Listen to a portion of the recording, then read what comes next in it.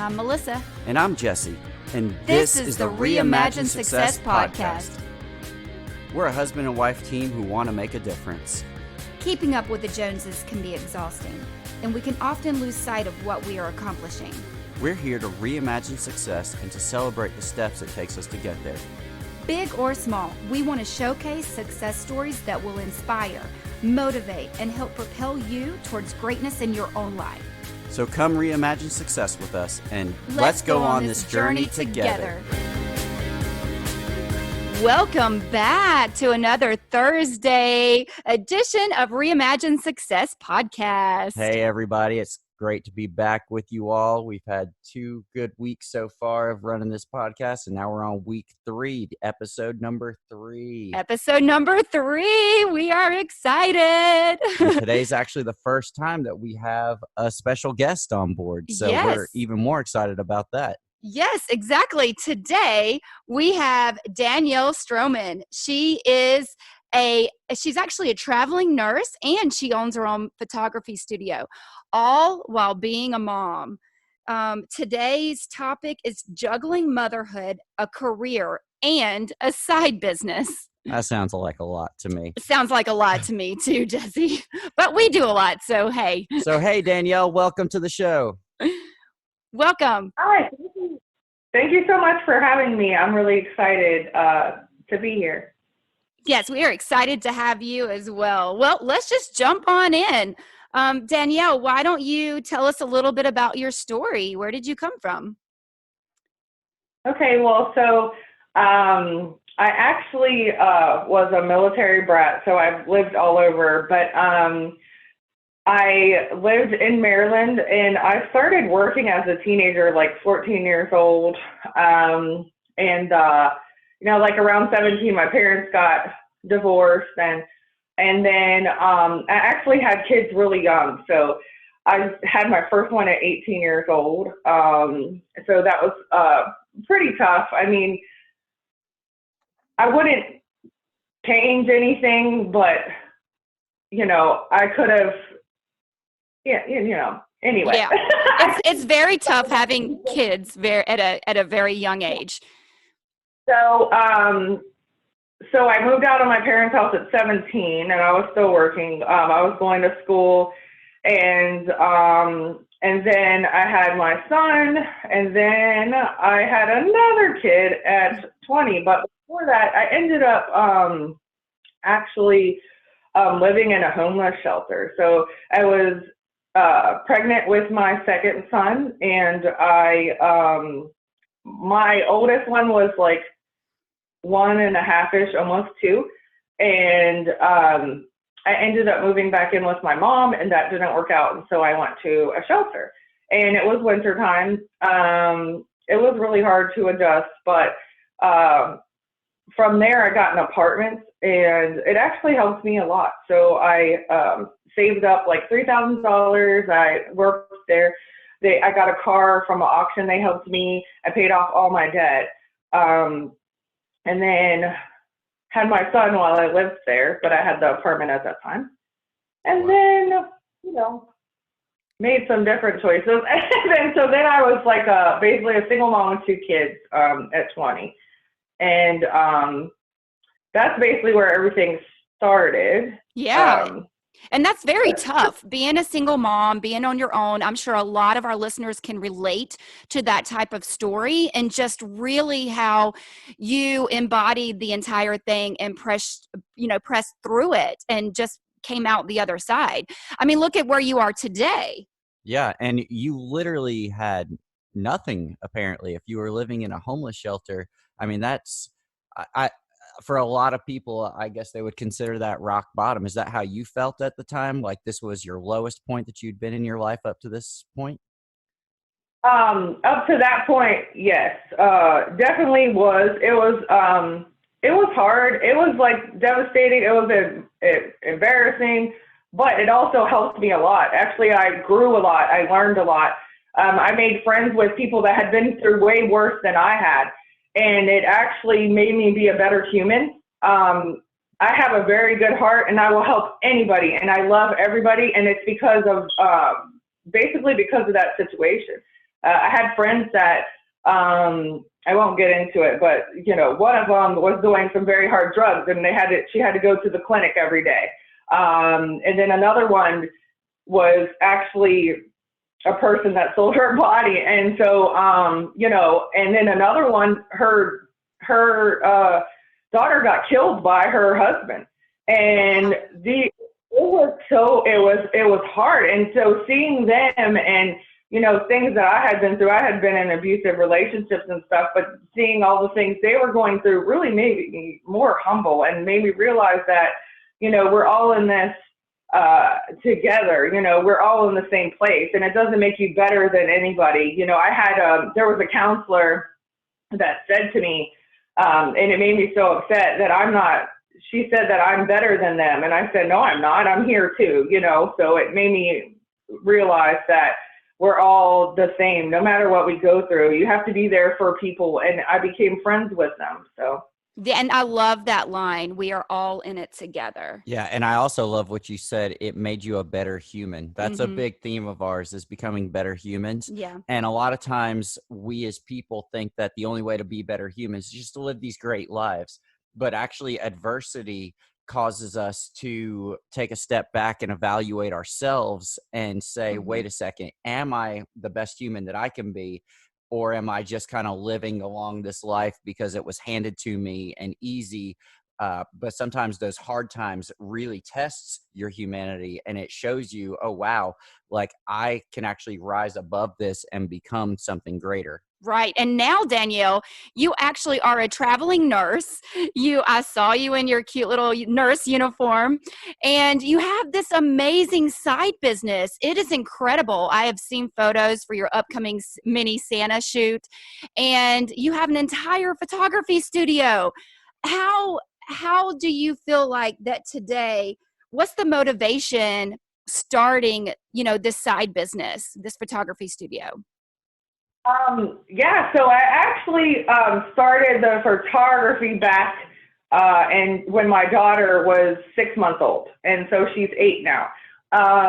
So I started because I had difficulties with my pregnancy, and I went to school, and then I got married right away. So I was in nursing school, and then I got married literally a couple weeks later, and then we got pregnant. So I didn't get to actually take my boards, and I didn't work as a nurse. Actually, I never talk about this, but let's be honest. So my first time taking the boards, I failed. I was pregnant, and I failed, and I was so upset. And I said, I'm never doing this again. And somebody said to me, what do you mean you're not doing it again? Just take the test again. It's okay. Yeah. So, I was super pregnant with her, and I didn't pass. But so I took a break from the test, raised her for a little while, and I needed to do some side jobs. And nobody would hire me because they said I'm overqualified. And I had worked in the restaurant business for like 15 years at that point, and I was a manager at one point and everything, so I had plenty of experience. So I was trying to work back in restaurants, and they said, no, you're overqualified, you're a nurse. And I'm like, okay. So anyway, so I started doing all kinds of side businesses, to be honest. I started making bows, and I started doing this, and then the photography was because my grandfather was a photographer and had a studio in the house that my mom and them grew up in, and my uncle is a photographer. And I actually did it as an 18-year-old. I did it in the mall, and I was like, okay, I love this. And I love seeing people's reactions and bonding with people. So I started it then. Fast forward, when I got divorced, I had to take a break. So when I moved from Ohio to Georgia, I didn't do photography for like 3 years and some. And I literally lost everything and had to start over. So that was a big challenge. So yeah, to say today I have a studio, I'm trying not to cry, is really awesome because I really had a lot of setbacks and had to buy literally cameras again, everything again, and computer, everything all over again.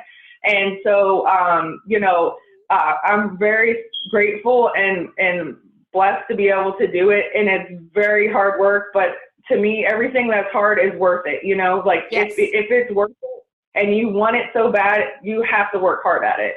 So, Absolutely. Absolutely. And I love your story so much. I feel like a lot of listeners can relate to that. I personally can relate to that. I know Oh Jesse yeah, can relate to that. absolutely. Every time you feel like you're gaining some momentum, you take like 10 steps back, Right. and then you get a little bit further and then another step back. And it just, that's the way life is. Stuff doesn't just go smooth for normal everyday people. Like, we have to fight for the things we Hmm. want. We have to fight for the opportunities that we get. And you're a fighter. And Yes. that's why you are where you are today. And the successes that you've had up to this point are because you chose to fight every single time that you got set back. And you are not giving up. And that is what makes your success so much more successful, because of everything that you've been through. Now, where do you want your studio to go? Where do you see it going in 5 years, 10 years? so I really want it to be a place that other photographers can enjoy using, and that people know about. I have a great location, but my sign keeps flying away. So it's I want people to know that it's there. I've talked to lots of people downtown Woodstock in different places, and they're like, I know where that building is. I had no clue you were there.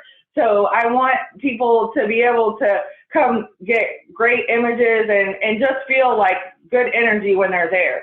Just feel the love, like feel that all this was put into for a great purpose. Like all the sets and everything that has been done is for certain reasons. And I want it to be very diverse. No matter what you like, no matter what your style is, there's something for you. I have one like country looking room now for Christmas that's not my style, but somebody suggested it to me in the store. Actually, she worked there, and she was like, let's do this. And I showed her all of them. She said, no, you need something different. So then I have like buffalo plaid. I have all this stuff.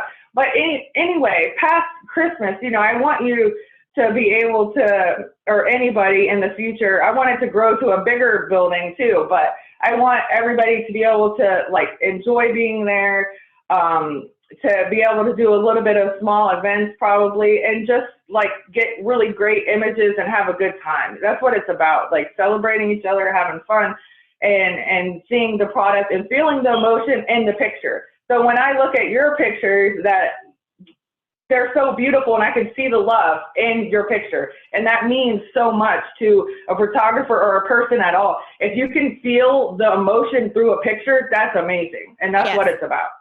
And Danielle, we actually worked in her studio, and she did some amazing bridal shots with us after our wedding day, which I highly recommend to all the brides and grooms. Yes, and they turned out absolutely stunning. Absolutely beautiful. And like you said, you were able to capture the emotion between us. And that's so important for a photographer to be able to do. Yes. Because anybody could snap a picture and it be a pretty picture, but to capture that feeling, and when you look back at the picture, it takes you right back to that moment in time.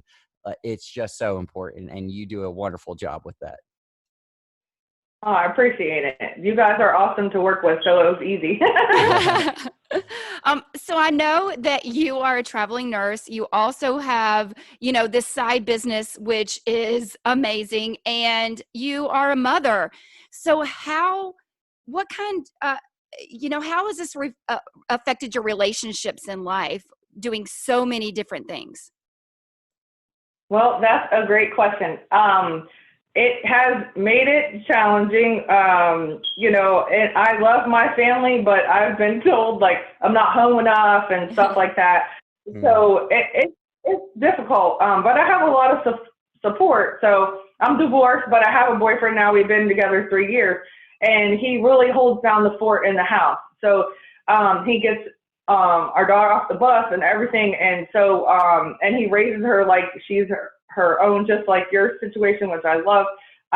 And so it is a blessing, and I wouldn't be able to do it, to be honest, if it wasn't for that. My mom helps a lot, and so with my little one, she sometimes people just see, I'm not going to say the bad, but they focus more on those things. But I just took her to the aquarium for Halloween, but she's like, I don't ever see you. And I'm like, we were together the whole day, So So it's like, it's hard to balance that out. You know, it's like, we literally were, you know, doing this, and that. And no, like, and you know, we went to Disney in July. So I try to balance things out to like do stuff with them as well. But the hard thing is my kids, the two older ones are old now. So the 20 and the 18. And so I look back and I was talking to actually a patient and he has his kids at 39, he has a 3-month-old and a whatever. And I was like, oh my goodness. Oh, wow. And, you know, I started the opposite way. And so he was like, well, there's probably advantages and disadvantages. And I said, well, the hard thing is for the boys, you know, they get jealous because I didn't get to do those things with them. So I couldn't afford to take them on vacation. I couldn't do those things. I could take them to small little places. But honestly, I was getting help with their Christmas presents at points. You know, I was getting help from churches and different things. So to be able to do that with her is wonderful. But, you know, sometimes I'm like, oh, if it would have happened sooner, I wouldn't be able to include everybody. But, you know, my 20-year-old has been on his own and he has a house and 2 jobs. And so, you know, he's grown, and my 18-year-old moved to Maryland with his dad to be better, because that's another challenge I've had.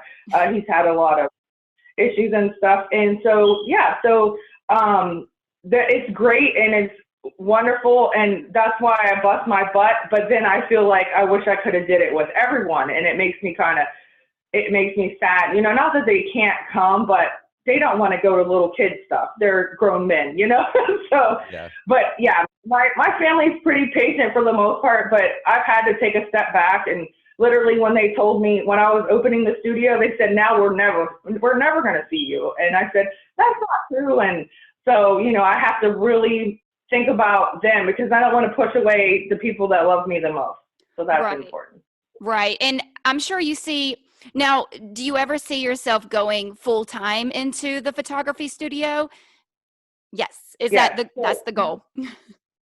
My goal is so I'm a travel nurse, and you cannot work somewhere longer than a year, and that's like, you know, illegal. No, I'm just joking. It basically means you're not really traveling, right? Because you've been here a year.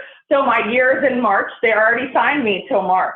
So after that, I have to make a move, because I'm very grateful that I'm making good money, and that's how I can afford to do the studio as well and not be there all the time.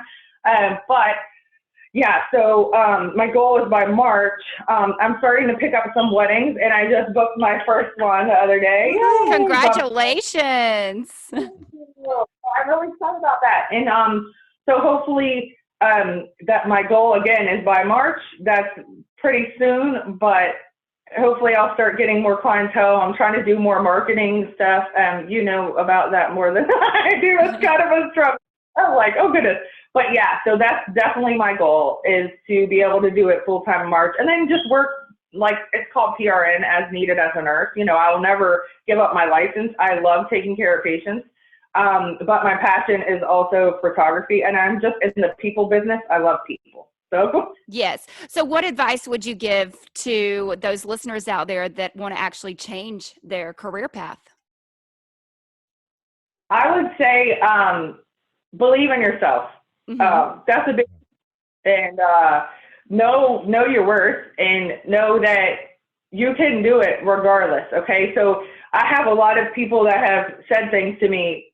One I do love, and you know, they helped me, but she was like, you can't do this, and why are you going to open a studio? You don't even have enough clients, and blah, blah, blah, you know.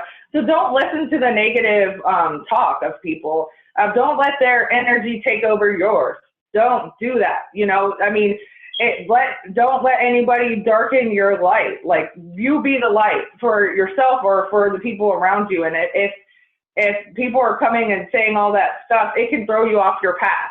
You don't want to do that, you know, and I say that because it's happened to me. I let that happen, you know, and so it's like, it's something that is, I don't know, it just gets kind of like, it makes me sad. If you gave up on something that you could be great at, you would never know your potential or where you could have gone.